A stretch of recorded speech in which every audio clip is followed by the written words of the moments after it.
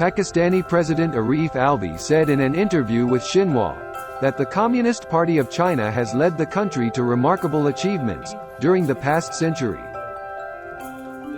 I think I must congratulate the Chinese Communist Party for 100 years of its formation. First, it achieved liberation of China, which was a very difficult struggle, and it continues to guide China today. And it continues to make China as an example to the world of economic prosperity.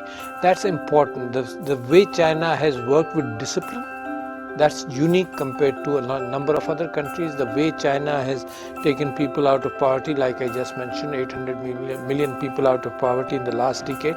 The way China focuses on organized development, the way China takes all its people along. The 100 years of the Chinese Communist Party deserves credit and deserves good appreciation, and what other countries can learn from those achievements, that is important because it's a people's participation in government.